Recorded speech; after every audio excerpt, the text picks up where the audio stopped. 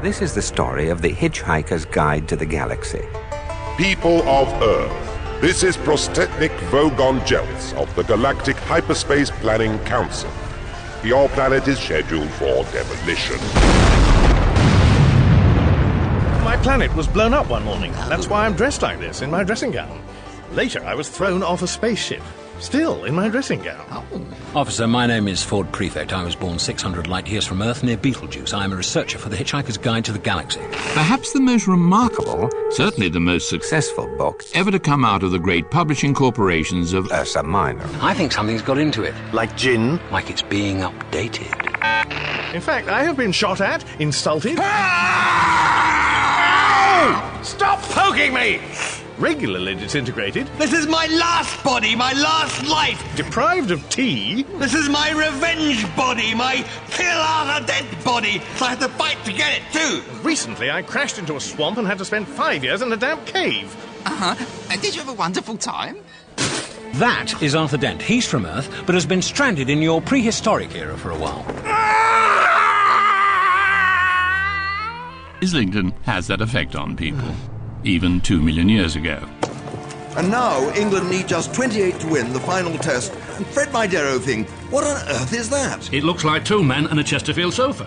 Exciting, isn't it, Earthman? For a moment there, I thought I heard old... sounds like some sort of Danish chopped sausage. Slarty Bartfast. Good God!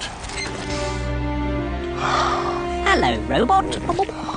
Hello, mattress. Where are we going? We're going to confront an ancient nightmare of the universe. And where are you going to drop us off? What I need is a strong drink and a peer group. You had one pan-galactic gargle blaster too many. That's not technically possible. All right, hand over all your cheese footballs. And those little savoury twig things, the ones with the tasty brown paint on. For a flight deck, this looks very like the lobby of an Italian restaurant. Having served my time on the Heart of Gold, I know an improbable event when it materializes a 6-foot stuffed pink aubergine in my shower cubicle. Pleased to be of service. Okay, dude. I want you to imagine that I have an extremely powerful Kilozap blaster pistol in my hand. You do have a Kilozap blaster pistol in your hand? Lucky. You never know what you're going to grab up a wall bracket in a hurry. Gentlemen, raise your seats. All together now. Behold, a fiery streak in the void. Wow! Can't they see it's a spaceship? They have no idea anything could exist up there. Until tonight.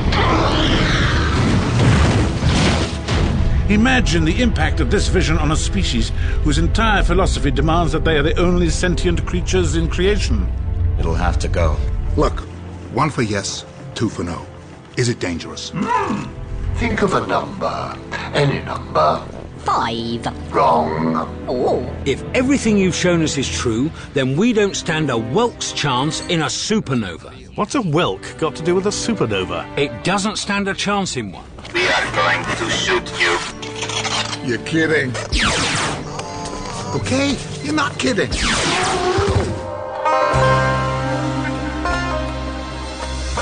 The Hitchhiker's Guide to the Galaxy by Douglas Adams. Tertiary Phase, an above-the-title production for BBC Radio 4.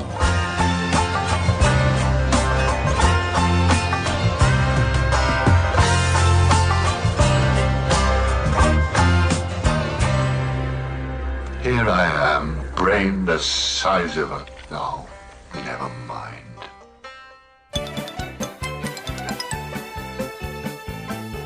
Welcome to Airchecks. That was the trailer to the tertiary phase of Douglas Adams' Hitchhiker's Guide to the Galaxy. We will be presenting a full episodes of the Hitchhiker's Guide to the Galaxy and Dirk Gentley's holistic detective agency for the next 6 episodes as a tribute to Douglas Adams. The beginning starts at episode 21, R1 on September 16, 2023.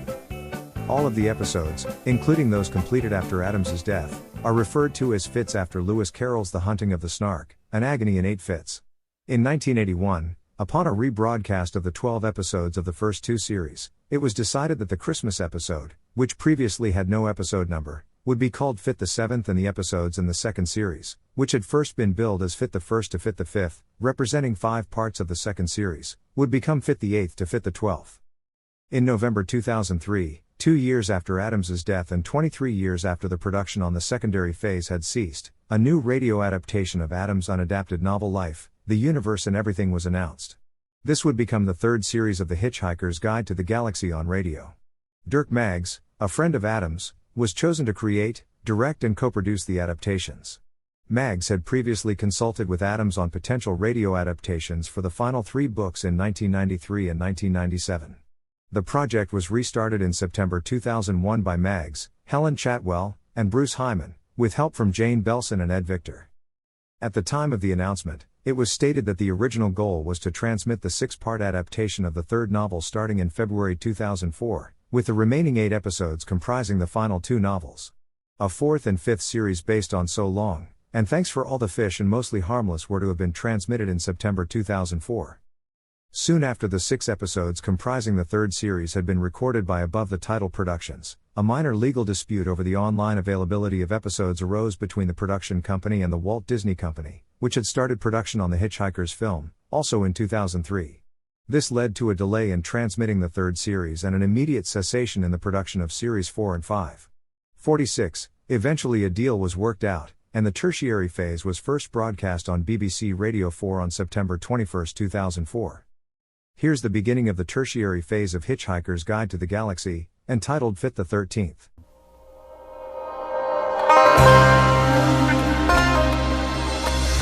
The Hitchhiker's Guide to the Galaxy by Douglas Adams. Tertiary Phase.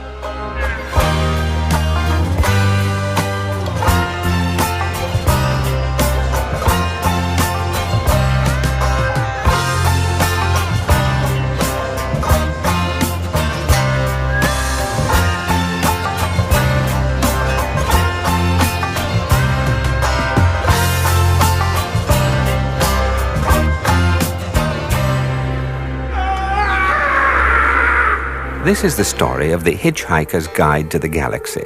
Perhaps the most remarkable, certainly the most successful book ever to come out of the great publishing corporations of Ursa Minor.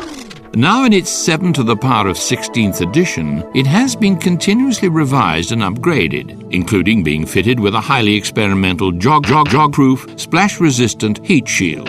And a sophisticated new voice circuit. Not always with complete success.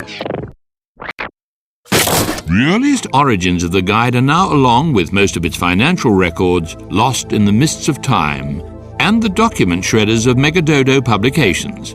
But it is worth mentioning, among other things, that every world on which the guide has ever set up an accounting department has shortly afterwards perished in warfare or other natural disaster. So it is interesting, but not very interesting, to note that 2 or 3 days prior to the destruction of Earth to make way for a new hyperspace bypass, there was a dramatic upsurge in the number of UFO sightings, not only over Lord's Cricket Ground in London, but also above Glastonbury in Somerset, the very site selected for the new Hitchhiker's Guide Financial Records Office, just hours before the Vogon demolition fleet arrived. People of Earth, this is Prostetnik Vogon Jeltz of the Galactic Hyperspace Planning Council. Your planet is scheduled for demolition.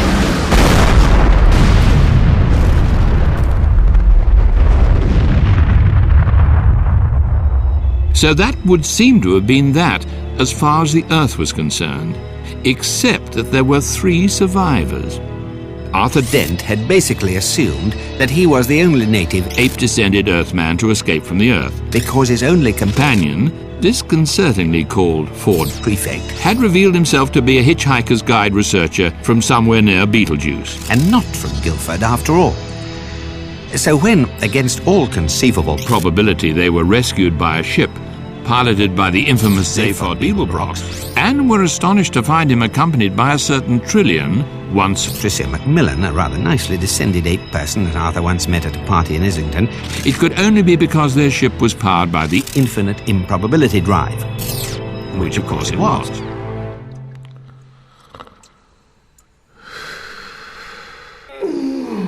The regular early morning yell of horror.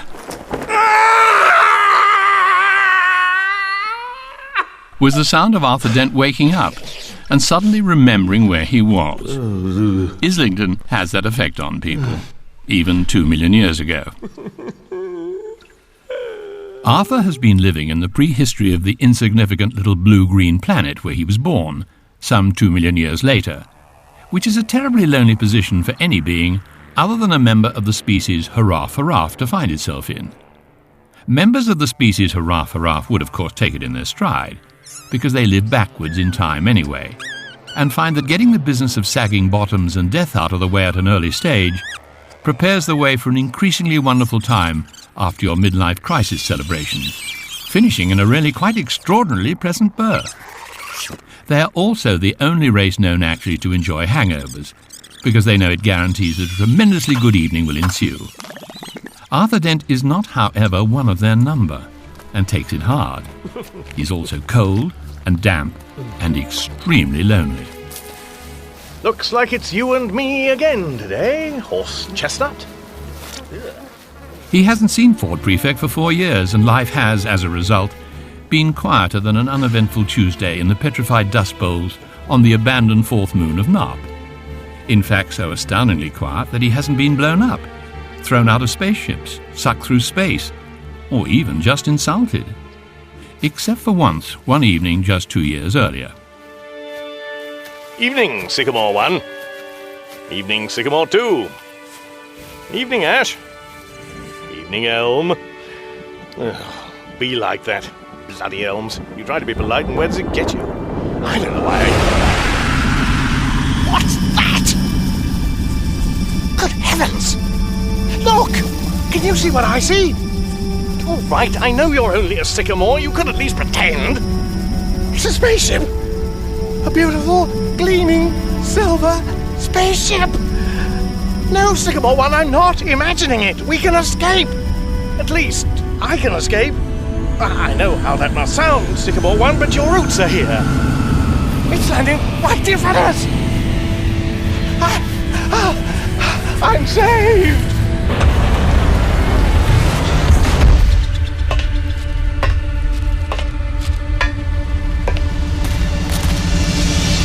Dent? That's right.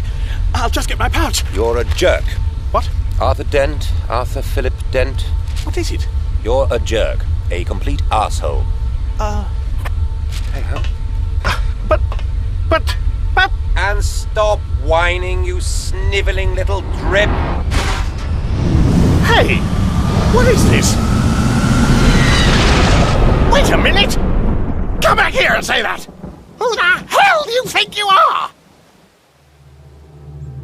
Wowbagger, the infinitely prolonged, thinks he's a man with a purpose. Not a very good purpose, as he would be the first to admit, but at least it keeps him busy, keeps him on the move. For Wowbagger is one of the universe's very small number of immortal beings.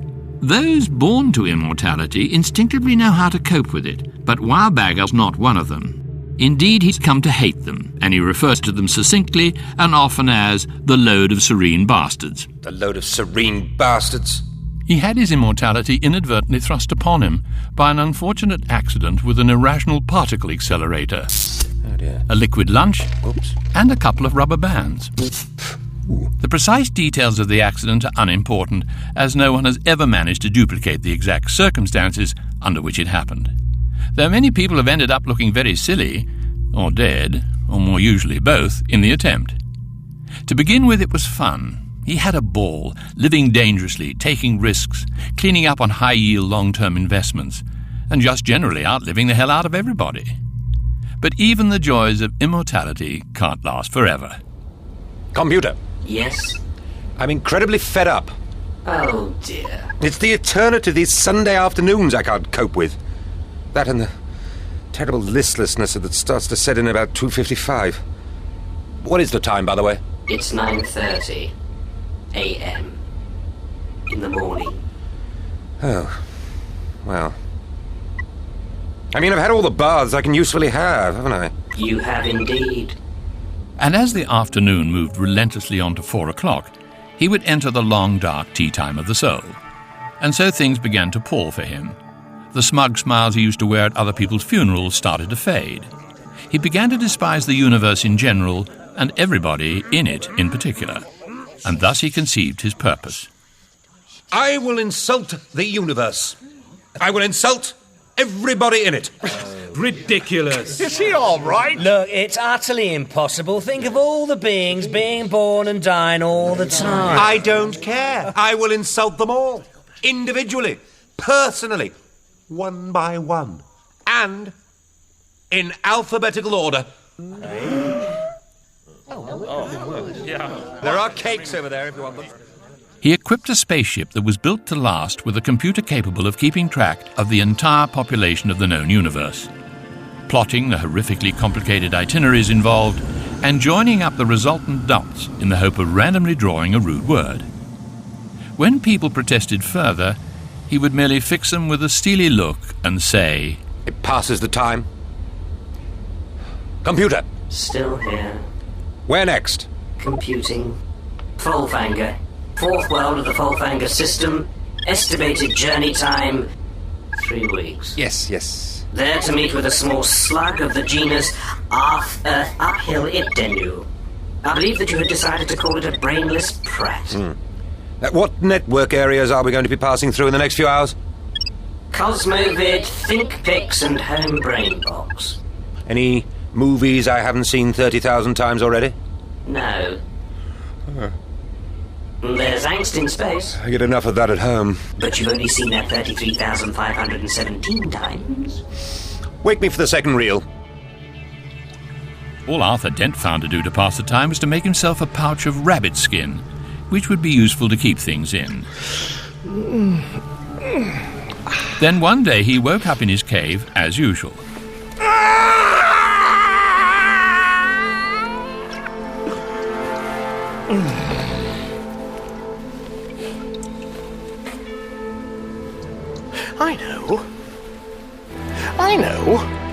I know what I'm going to do. Listen. Sycamore 1, Sycamore 2, Horse Chestnut, Willow 1, Willow 2. Oh, don't stop what you're doing. It's just... You listening, Elm? Oh, please yourself. It's just, I have an important announcement to make. I have made a decision. I've thought about it seriously and responsibly, and all things considered, it's the right thing for me. I feel good about it. And here it is. I will go mad. Good idea. What? I went mad for a while. Did me no end of good. Where did you just come from? Oh, just sitting on that rock watching the sun rise. At least I think it was the sun. Yellow thing, about this big. There it is, look. Where the hell have you been? Oh, round and about. I just took my mind off the hook for a bit. I reckoned that if the world wanted me, it would call back. It did. See? The sub-ether sensormatic's flashing. Oh, at least it was. Probably needs a bit of a shake. If it's a false alarm, I shall go mad. Again. Ford? I thought you must be dead. So did I, which at least proved I wasn't. Then I decided I was a lemon for a while. I kept myself amused jumping in and out of a gin and tonic. Where did you find a gin? Well, I didn't. I found a small lake that thought it was a gin and tonic and jumped in and out of that. At least I think it thought it was a gin and tonic. I could, of course, have been imagining it. I hope I am. The point is that there is no point in driving yourself mad trying to stop yourself going mad. You might just as well give in and save your sanity. And this is you sane again, is it? I ask merely for information. Oh, and I try to learn to fly. Do you believe me? Look, Ford. Interestingly enough, on the subject of flying, the guide now says... Who? The Hitchhiker's Guide to the Galaxy. Remember? Don't panic. I remember finding that easier to obey after I'd thrown it in the river. Ah, but I fished it out. Here. You never told me. I didn't want you to throw it in again. It's playing up as it is. I think something's got into it. What, like gin? No, like it's being updated.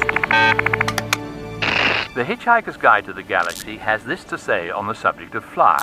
There is an rather Oh, Belgium. Hey! Good to see you again, Arthur. I haven't seen anyone for years. I can hardly even remember how to speak. I keep forgetting. Birthdays? Words! I practice by talking to...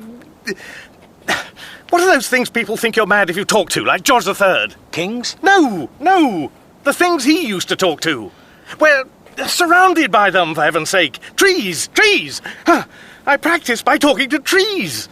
I've got names for them. I call them Sycamore 1 and Sycamore 2 and... Arthur. What? Insanity is a gradual process. Don't rush it. I'm just telling you their names. We have something else to do. I'm not going to ask, but imagine I have. I don't know, but things are going to happen. I've detected disturbances in the wash. Is that why the dye ran in my dressing gown? The space-time wash. Of course. The new Vogon laundromat on the Bulls Pond hyperlink. Eddies in the space-time continuum. Is he indeed? Listen!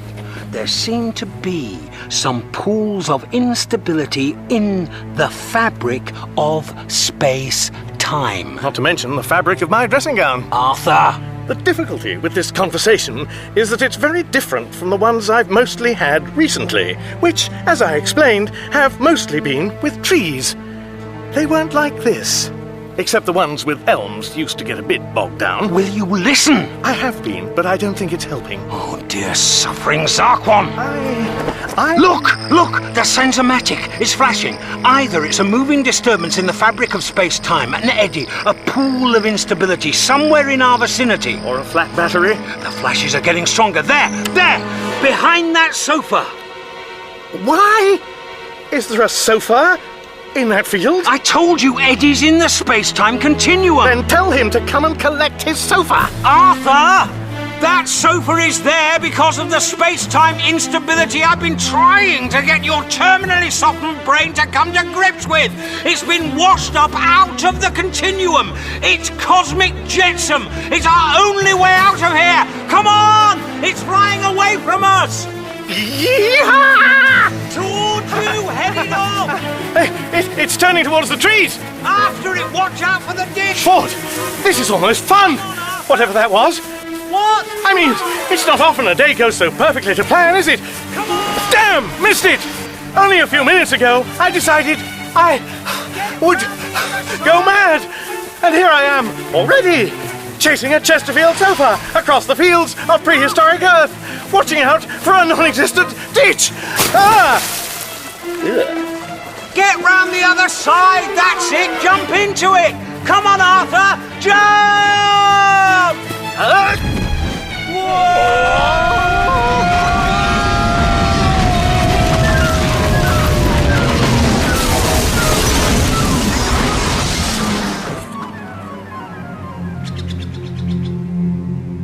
Many speak of the legendary and gigantic starship Titanic, a majestic and luxurious cruise liner launched from the great shipbuilding asteroids of Artifact Oval some hundreds of years ago now, and with good reason. It was sensationally beautiful, staggeringly huge, and more pleasantly equipped than any ship in what now remains of history. The Starship Titanic's prototype improbability field was meant supposedly to ensure that it was infinitely improbable that anything would ever go wrong with any part of the ship. Its designers didn't realize that because of the quasi-reciprocal and circular nature of all improbability calculations, anything that was infinitely improbable was actually very likely to happen almost immediately. I need this vessel, Starship Titanic. Thus, when Starship Titanic was launched, May Providence be with her and all who voyage in her. it did not even manage to complete its very first radio message, an SOS, before undergoing a sudden and gratuitous total existence failure. This only encouraged further development. As soon as the insurance underwriters had recovered enough to insert suitable clauses into the relevant policies, the luxury cruiser Heart of Gold was built around an improved improbability drive. Oh, free out! The Heart of Gold! Powered by a sculpted yellow metal nugget of such purity that it was only a matter of time before some reckless two-headed adventurer would attempt to steal it. Hi there. But that was in the days when Zaphod Beeblebrox was young, brash, and terrifyingly electable. And now a word from President Beeblebrox. Bye!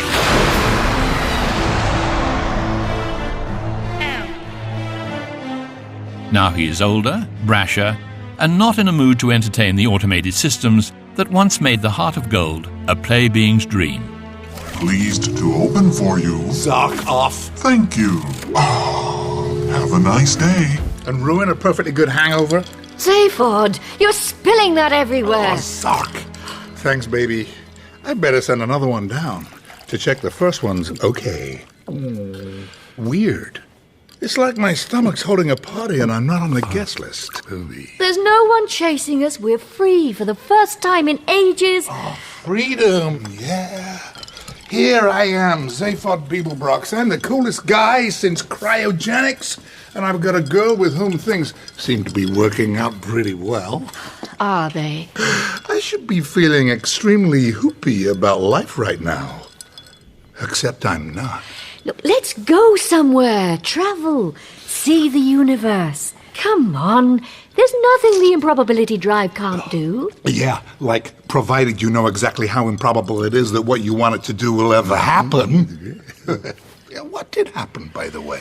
You had a double psychotic episode, ran off to Ursa Minor to prove some conspiracy theory, only to be found days later wandering the corridors of the Hitchhiker's Guide building looking for Zarny Whoop, a free lunch and a stiff drink. But not in that order. Which proves I was there, right? Well, I wasn't. Wow. Totally too much excitement, adventure, and really wild things. They're all hallucinations. Hey, the total perspective vortex was not a hallucination. Or you had one pan-galactic gargle blaster too many. That's not technically possible. How is that going to help? The third drink is going down to see why the second hasn't yet reported on the condition of the first. You know, looking at you two, I think I prefer the other trillion. Good, because this one's just about had enough. All drinks have reported in. Share and enjoy. Oh, give me a break. Holidays. One of the galaxy's most unusual holiday destinations is Allosamana Sinica. The trek from the snow plains of Liska to the summit of the ice crystal pyramids of Sustantua is long and grueling, but the view from the top is one which releases the mind to hitherto unexperienced horizons of beauty. That'll do nicely. Computer? Hi there! Adding the shipboard computer, standing by for... New course heading. Allosamana Sinica. You got it! Trillion, if it was all a hallucination... Yes? What happened to that zarking robot?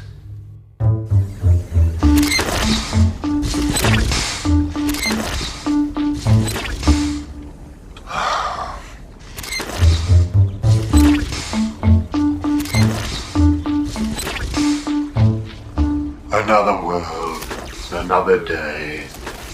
In 14 hours, the sun will sink hopelessly beneath the opposite horizon of Squanchella Zeta. Totally wasted effort, if you ask me. Not that there is anyone here to ask me, so I'll just keep walking around in this very tiny circle for a few hundred years more until my power cells give out. Hello, robot. Hello, mattress. Oh, what's a mattress? You are. Oh, flim. Happy? But clearly you are a very stupid one. We could have a conversation. Would you like that? No. And after I have calculated to 10 significant decimal places what precise length of pause is most likely to convey a general contempt for all things mattressy, I will continue to walk round in tight circles. Don't mind me, not that you do anyway. What's a mattress? You are a large mattress, and probably one of very high quality. Really? Yes. In an infinitely large universe such as, for instance, the one in which we live, most things one could possibly imagine, and a lot of things one would rather not, grow somewhere. Thus it is that very few things actually get manufactured these days. A forest was discovered recently in which most of the trees grew ratchet screwdrivers as fruit.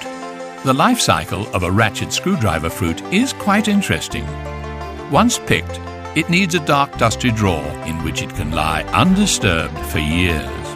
Then one night it suddenly hatches, discards its outer skin which crumbled into dust, and emerges as a totally unidentifiable little metal object with flanges at both ends and a sort of ridge and a sort of hole for a screw. This, when found, will get thrown away. No one knows what it's supposed to gain from this. Nature, in her infinite wisdom, is presumably working on it. No one really knows what mattresses are meant to gain from their lives either. They're large, friendly, pocket-sprung creatures which live quite private lives in the swamps of Squarnchella Zeta. They flollop about, blowing bubbles through the water, their blue and white stripes glistening in the feeble rays of its sun. Many of them get caught, slaughtered, dried out, shipped out, and slept on. None of them seem to mind, and all of them are called Zem. Zem? And what's your name of a robot? Marvin. I value a deep dejection in your diodes, robot. And I glubber for you. Mustiel, I think you should know that your globbering has not eased my dejection by a single jot. You should be more mattressy. We live quiet, retired lives in the swamp, where we are content to flollop and volue and regard the wetness in a fairly floopy manner. If there is anything more unappealing, I expect it's your attention span. We've had this conversation every day since I arrived here. We could discuss the weather a little. I suppose so. Ahem. The dew has clearly fallen with a particularly sickening thud this morning. If I had teeth, I would grit them at this point. Would you care to come for a flollop? No. Not because I find the concept depressing, which I most certainly do, but because I've been fitted with this infinitely more depressing artificial leg. As it is just the one steel peg, I can only pivot on it in very tiny circles, gradually digging myself deeper into this swamp. Flolloping is therefore not an option. Voon. I feel deep in my innermost sprung pockets that you have something on your mind. More than you can possibly imagine. My capacity for mental activity of all kinds is as boundless as the infinite reaches of space itself, as opposed to my capacity for happiness. My capacity for happiness you could fit into a matchbox without taking out the matches first. Right. What's a matchbox?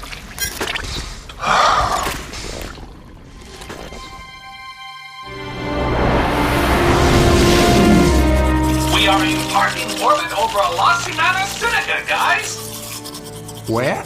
Zayford, where are you? In the bathroom. What are you doing in there? Staying. How are you feeling?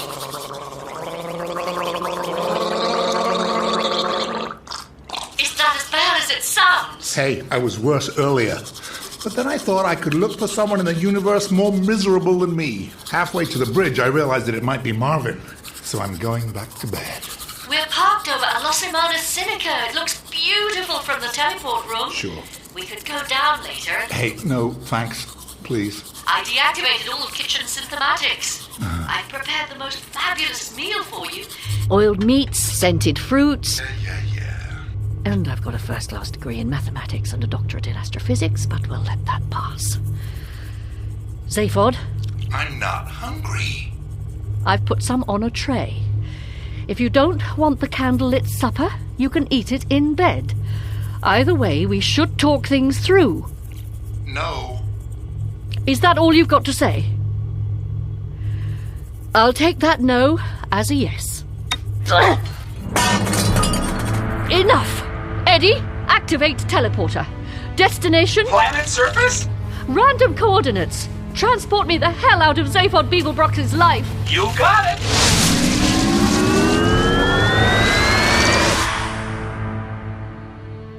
Hey, baby, you remind me of something Ford once said. He spent a whole while stuck on Earth with your monkey race, and they used to amaze him the way they kept on talking. Like just always stating the really obvious, you know? Like, it's a nice day. Or, you're very tall. Or, wait, what? Oh dear, you seem to have fallen down a 30-foot well. Are you all right? Yeah, and he thought if human beings don't keep exercising their lips, their mouths will probably seize up. Then he watched them a bit more, you know, and came up with a whole new theory. Yeah. He said that if they don't keep exercising their lips, their brains start working. Yeah. That is so true. Trillium! Trillium! You'll be back, baby.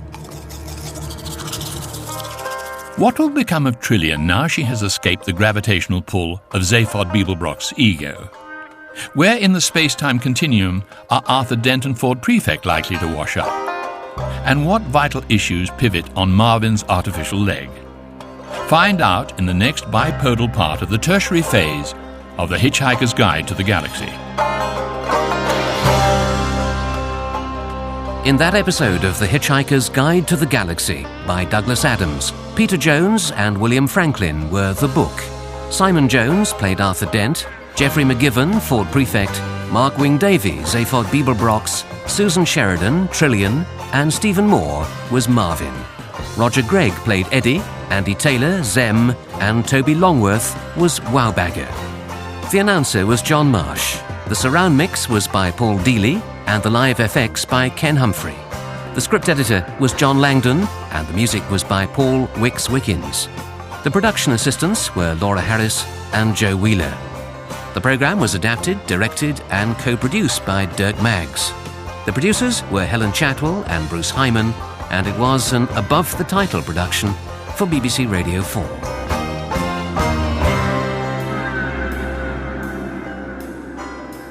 Non-orthopedically sprung life forms are reminded that mattresses are the only sentient creatures to require regular flolloping. That was the beginning of the tertiary phase of Hitchhiker's Guide to the Galaxy, entitled Fit the 13th. Here we go with Fit the 14th.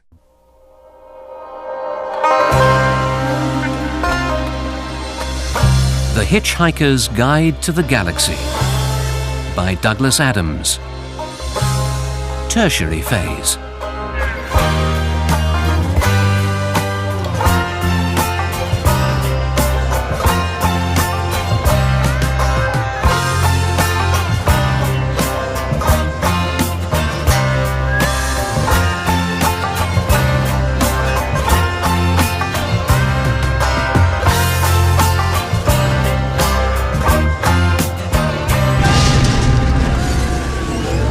Ford, I don't know if this sounds like a silly question, but what am I doing here? Well, you know that. I rescued you from the Earth. One of the many problems encountered in time travel is quite simply one of grammar, which is further complicated by the possibility of conducting conversations whilst you're actually travelling from one time to another. What is it? The Hitchhiker's Guide to the Galaxy. It's an electronic book. It will tell you everything you want to know. I like the cover. Don't panic. You'll need to have this fish in your ear. I beg your pardon? People of our home, this is Prospecting Folk on Puts. People are regulars. This is Prospecting Folk on Yak. And what has happened to the Earth? People of Earth, this is Prospecting Folk on Jets of the Galactic Hyperspace Planning Council. It's been disintegrated. Your planet is scheduled for demolition. So what do I do? Well, you come along with me and enjoy yourself.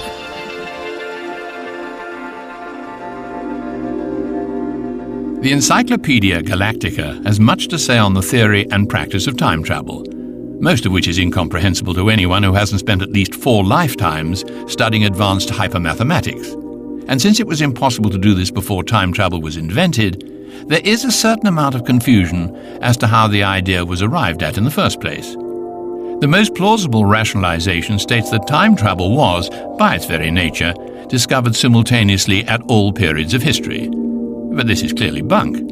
The trouble is that quite a lot of history is clearly bunk, the realization of which led to the immediate formation of the Campaign for Real Time.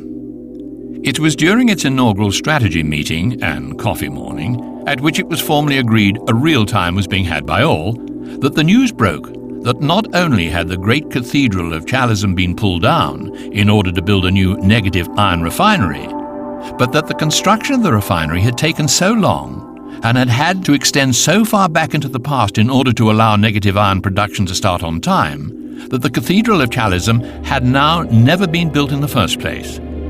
Picture postcards of the cathedral suddenly became immensely valuable and blank, which is why, as a result of time travel, much of history is now gone forever.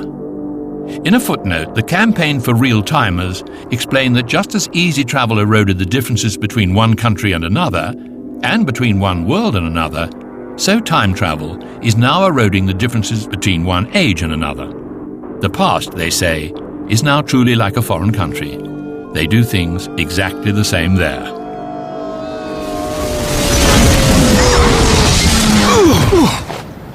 Watch out! What was that? Something red. No, it goes straight past Foster at Silly-Mid-On and over the boundary for 4 lovely runs. And now England need just 28 to win the final test on this near-perfect day at Lord's. Holden returning the ball, and Fred, my dear old thing, what on earth is that? It looks like 2 men and a Chesterfield sofa. Can anybody tell me what is going off? Henry, I don't know. Where are we? Somewhere green. Shapes. I need shapes. Excuse me, sir, is this your sofa? What was that? Something blue. Shape. It is blue-shaped, like a policeman. Come along, you two, let's be having you. We have a man who seems to have a heart attack at the nursery end. St. John's Ambulance. Ford, if I didn't know I was going mad, I'd say this place looks astoundingly, terrifyingly, horrifically like Lord's cricket ground. Very astute of you, sir. Ah! It is a policeman, Ford. There's always a policeman at Lord's. What are we going to do? What do you want to do? Get a beer? I want to hear you say I've been dreaming for the past 5 years. You've been dreaming for the past 5 years. Come along now. All right, 4 3/4. To control. Casualty's name is Dirk. History of heart trouble. Get to her. He looks dodgy. It's all right, officer. This is all a dream. Ask him. He was in it.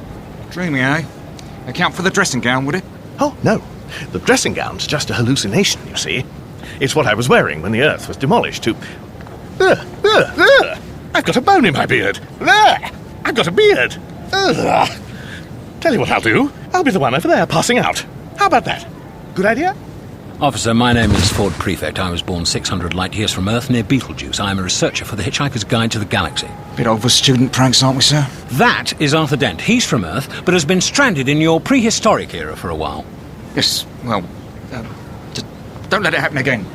Well, Henry, I don't think there have been any strange things appearing on the pitch since... It was in 1932, Fred. Ah, now what happened then? Well, Fred, I think it was Cantor facing Wilcox, coming up to bowl from the pavilion end, when a spectator suddenly ran straight across the pitch.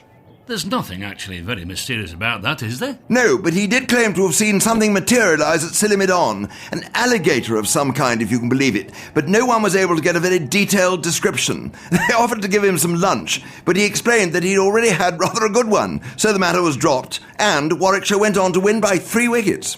So not very like this at all, then? No, for those of you who've just tuned in, by the way, 2 men, 2 rather scruffily attired men, and indeed a sofa, a Chesterfield, I think, have just materialised here in the middle of Lord's cricket ground. They're carrying it off now. Actually, can I interrupt you a moment, Fred, and say that the sofa has just vanished? So it has. Well, that's one mystery less. So, England now only need 24 runs to win the Ashes, and I don't think I've seen anything like that at Cover Point before. Except perhaps against the West Indies. How are you feeling? I'm home. It's England. It's today. I'm... drinking tea in the tea tent at Lord's. The long nightmare is over. Why are you looking at me like that? Just... Listen, Ford, it's over. I'm finally where I belong. Nothing you can say or do... OK. Thought you might like to look at the newspaper, that's all. Well, no, thanks. I've read that one. Wait a minute. Not a word. Wait a minute. How can this be today's? I saw this years ago. The day before... That's right. The Earth was demolished. Yep. So that means the Earth is going to get demolished tomorrow. I think you're finally getting the hang of time travel. I don't think I can bear it again. Wait a minute. No, don't even think about it. If this is before I left, that must mean that I am... Don't. What? Try and phone yourself up at home. How did you know? People who talk to themselves on the phone never learn anything to their advantage. Hello, is that Arthur Dent? Ah, hello, yes. This is Arthur Dent speaking. The Earth blows up tomorrow. No, don't hang up. What? Arthur, this is not my first temporal anomaly. So, finish your zarking tea and let's get out of here. So we're not home and dry. We could not even be said to be home and vigorously toweling ourselves off. The Hitchhiker's Guide to the Galaxy has this to say about towels. See Secondary Phase. Nice! Hit! Full toss. If they had a fielder standing where we are, the ball would drop straight into his rabbit skin bag. Now, I'd say that was also a very curious event. Where's the ball? I don't know. It probably rolled off somewhere. Over there, I expect. Why didn't you tell him you caught the ball in your bag? I don't know. I just got the feeling it might come in useful. Why are you dodging about trying to peer behind the sight screen? That's the other thing I was going to tell you. Neither you nor the crowd have noticed what is parked behind the sight screen. I think it might be an SCP. Can you see it? A what? An SCP, somebody else's problem. Oh, good. I can relax then. Not till you tell me if you can see it. You said that was somebody else's problem. That's right, and I want to know if you can see it. What does it look like? How should I know, you fool? If you can see it, you tell me. Ford, I insist that I am not being stupid. You really are gibbering away without any regard for logic or the normal conventions of human discourse, and, all right, I know you're not human, but while you're on what is, after all, my planet, where humans come from, I think you might at least try to... Arthur, it's perfectly simple. An SCP is something that we can't see or don't see or our brain doesn't let us see because we think that it's somebody else's problem. That's what SCP means. Somebody else's problem. The brain just edits it out. It's like a blind spot. Your only hope is to catch it by surprise out of the corner of your eye. Oh. I can see it. It's a spaceship. What? Just a spaceship. Parked behind the sight screen. Great walloping Zarquam! What an utterly extraordinary looking thing, though. Strange that I couldn't see it. Sometimes it's much cheaper and easier to make people think that something works rather than actually make it work. After all, the result is, in all important aspects, the same.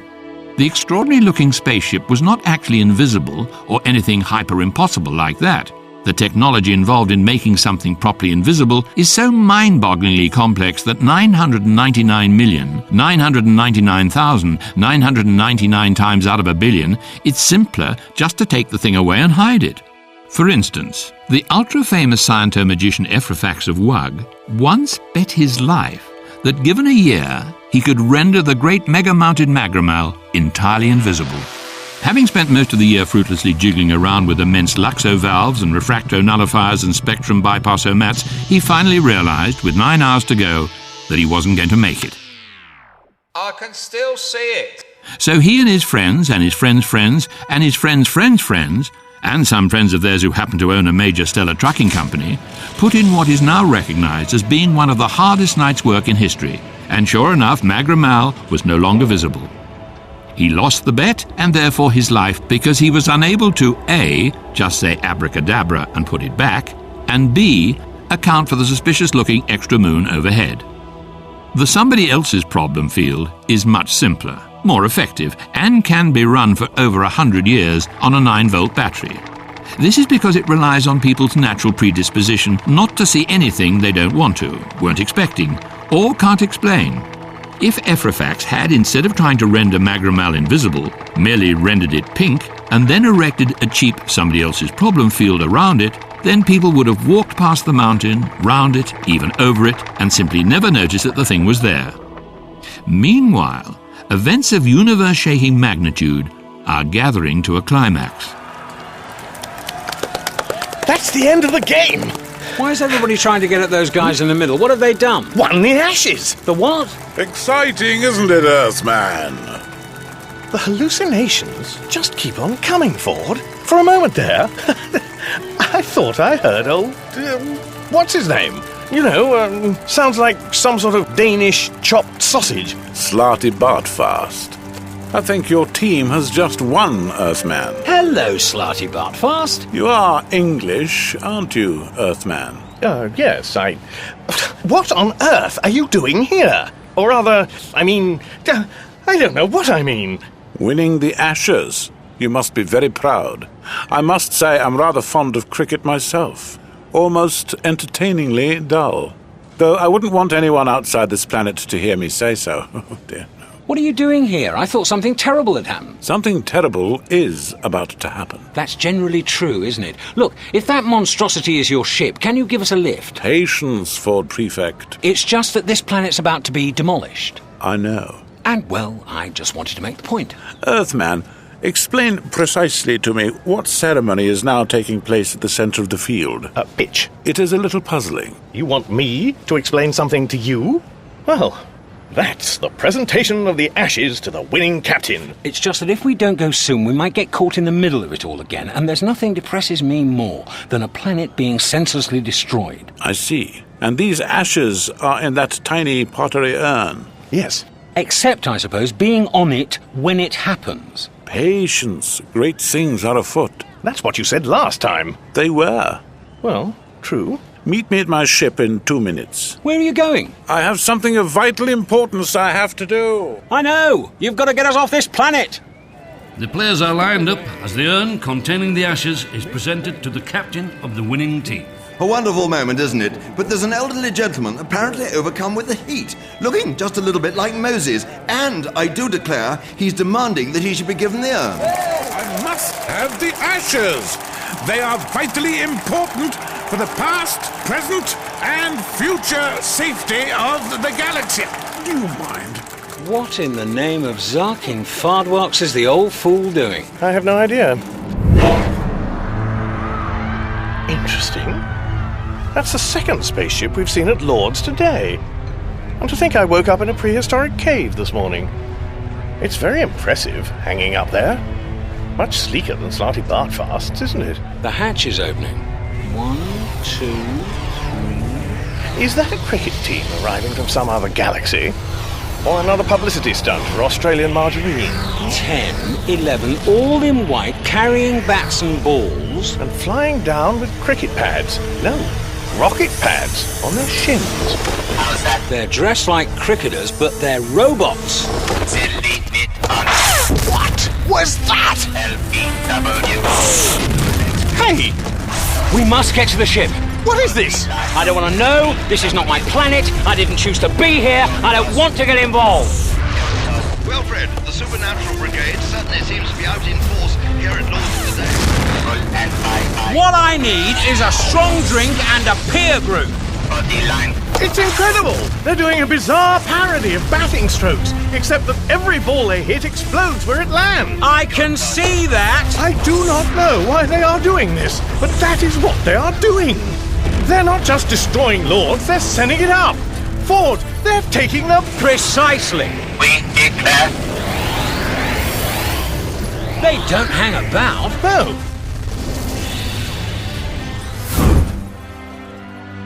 They've taken the ashes! Good heavens! What? Ashes! The remains of a cricket stump burnt in Melbourne, Australia in 1882 to signify the death of English cricket.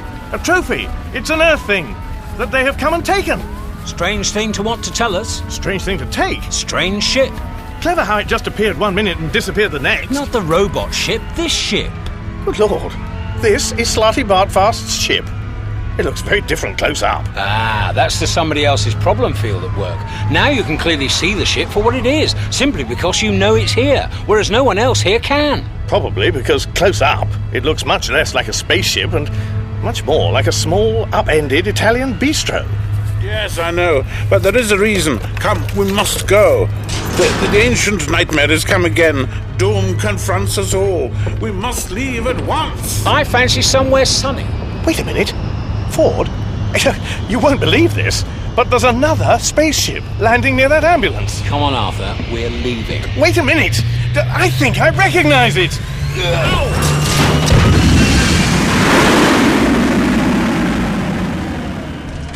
Well, I really don't know what's going on here, I have to be honest, Fred. I don't think this is good for the game. Can you see exactly what's happening? Well, some unearthly-looking chap is going up to one of the wounded spectators lying in the middle of the wicket. Never had this in my day. Excuse me. Out of the way. Yes, I know you're mortal. Just don't bleed on me. Ah, here you are. Help me. Please. Deodat. Hey? Arthur Philip Deodat. Yes. Yes. You're a no-good Dumbo nothing. What? I thought you should know that before you went.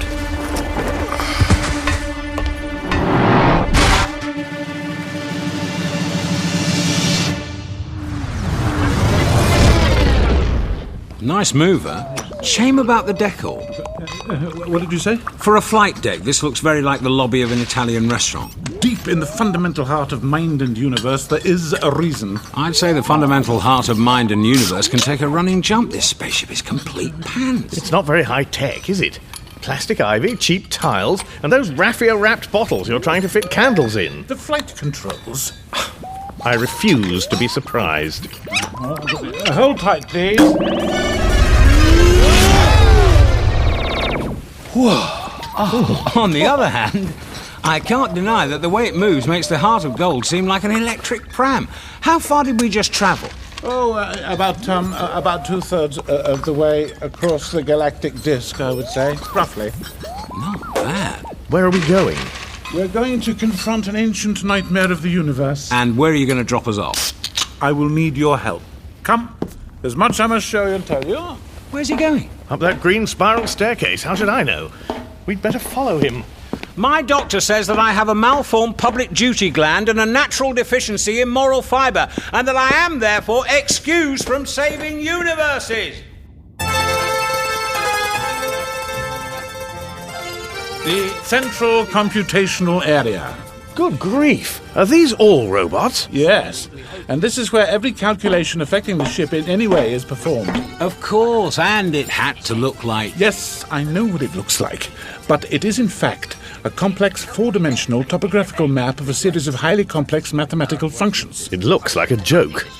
I told you, I know what it looks like. Ford, the universe cannot possibly work like this. It's absurd. But most of the really absurd things you can think of have already happened. Would you care to take a seat, signore? Yes, please. No, thank you. But I'm hungry. Not a problem, sir. I come back later. The food is artificial, and so are the customers. Don't these robots ever clear away? Look, here's a half-eaten meal, dirty glasses. Don't touch that breadstick! Everything is set at a precisely calculated mathematical position. Would you care to see the wine list? Oh, yes, please. No, thank you. Oh, be like that. Don't order anything. The knock-on effect could be catastrophic. To your stomach alone. Wait here, please. Before we go to the room of informational illusions, I need to make a course correction. Ah, Sergio. Signor Slarty Bartafast. Your usual table? No, I think I'll sit with the party over there. Oh, but they are about to pay their bill. Perfect timing. As Signore wishes. Waiter. What on earth is he doing? I don't know, but look, there's a pattern. It's like a sort of dance between the waiters and the customers. All the manipulation of menus, bill pads, wallets, credit cards, and paper napkins. Oh, yes. Good grief. Is that a gun? Peppermill. Oh. Oh, look. Now the customer robots are attempting to examine each other's pieces of chicken. It all means something. Oh, you're right. Feel that vibration through the deck? Leaving so soon, signore? Thank you, Sergio. A most satisfactory meal. Whatever he just did, the ship has responded. But what sort of calculation requires the replication of an Italian restaurant? Bistromathics, the most powerful computational force known to parascience. The bistromathic drive is a wonderful new method of crossing vast interstellar distances without all that dangerous mucking about with improbability factors. Bistromathics itself is simply a revolutionary new way of understanding the behavior of numbers. Just as Einstein observed that time was not an absolute, but depended on the observer's movement in space, so it's now realized that numbers are not absolute, but depend on the observer's movement in restaurants. The first non-absolute number is the number of people for whom the table is reserved. This will vary and bear no apparent relation to the number of people who actually turn up, or to the subset of people who leave when they see who else has turned up. The second non-absolute number is the given time of arrival, which is the one moment of time at which it's impossible that any member of the party will arrive. The third and most mysterious piece of non-absoluteness of all lies in the relationship between the number of items on the bill, the cost of each item, the number of people at the table, and what they are each prepared to pay for. And so it was only with the advent of pocket computers that the startling truth became finally apparent, and it was this. Numbers written on restaurant bills within the confines of restaurants do not follow the same mathematical laws as numbers written on any other pieces of paper in any other parts of the universe. This single fact took the scientific world by storm. It completely revolutionized it. So many mathematical conferences got held in such good restaurants that many of the finest minds of a generation died of obesity, and the science of maths was put back by years. And being put back years is precisely how a technologically unsurpassed android feels when trying to converse with a mattress.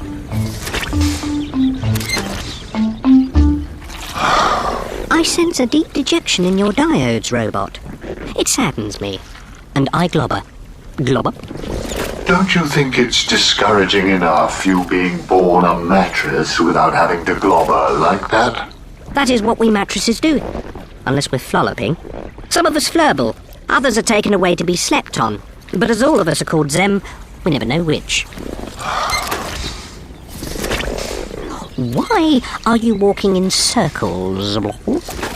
Because my leg is stuck.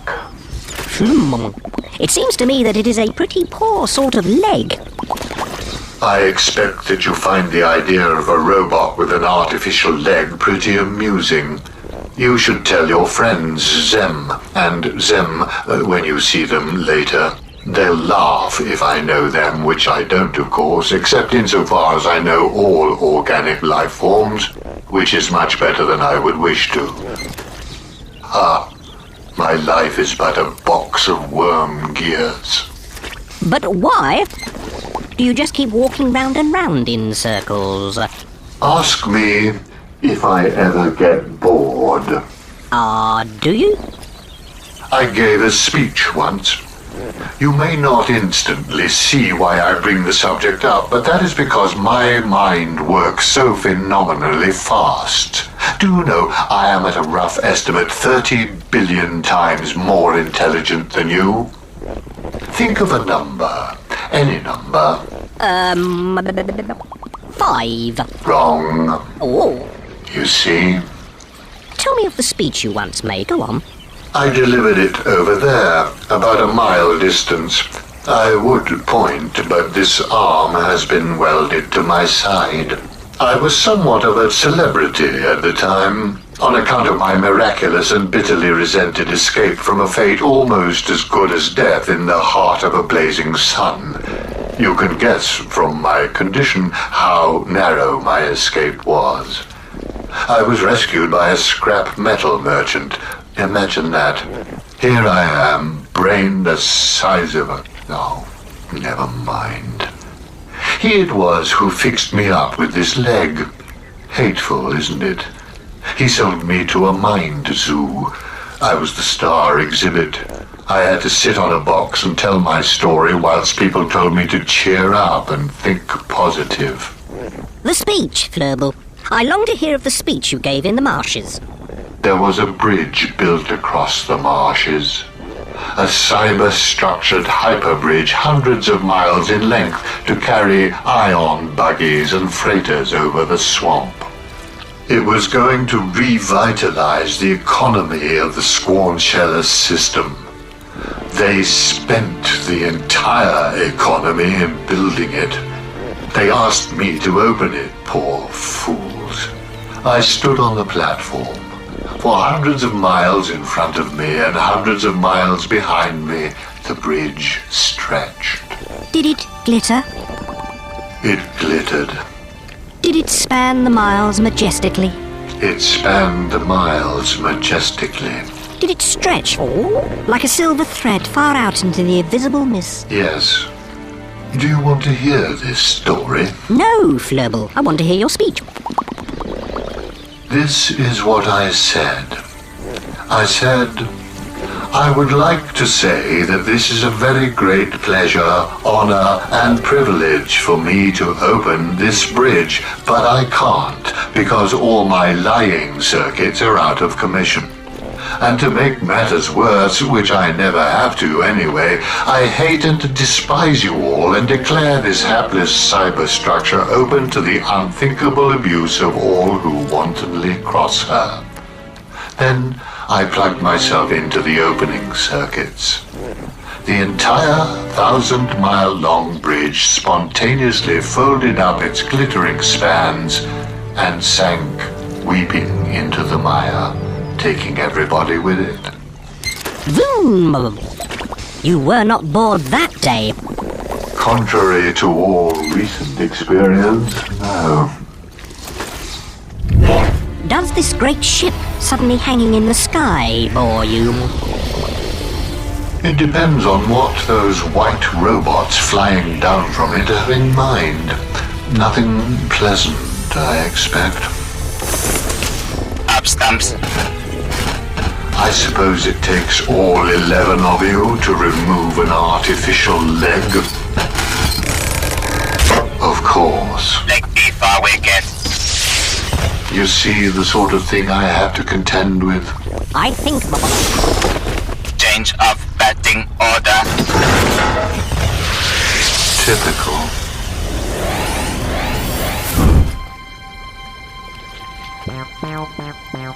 Hello?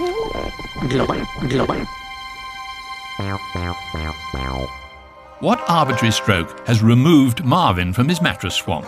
What kind of artificial leg would appeal to 11 homicidal white robots in cricket pads? And how can Arthur Dent and Ford Prefect live through the most terrible war ever to ravage the universe? Only the next installment of The Hitchhiker's Guide to the Galaxy can tear away the veil of ignorance. In that episode of The Hitchhiker's Guide to the Galaxy by Douglas Adams, William Franklin was the book. Simon Jones played Arthur Dent, Geoffrey McGivern, Ford Prefect, Stephen Moore was Marvin, Dominic Hawksley, the cricket robots, and Richard Griffiths was Slarty Bartfast. Andy Taylor played Zem, Fiona Carew, the walkie-talkie, Teo Maggs, the boy, Toby Longworth, Wowbagger, Bruce Hyman, Deodat, and Henry Blofeld and Fred Truman were themselves. The announcer was John Marsh. The surround mix was by Paul Dealey and the live FX by Ken Humphrey. The script editor was John Langdon and the music was by Paul Wicks-Wickens. The production assistants were Laura Harris and Joe Wheeler. The programme was adapted, directed and co-produced by Dirk Maggs. The producers were Helen Chatwell and Bruce Hyman, and it was an above-the-title production for BBC Radio 4. Vogon Building and Loan advise that your planet is at risk if you do not keep up repayments on any mortgage secured upon it. Please remember that the force of gravity can go up as well as down.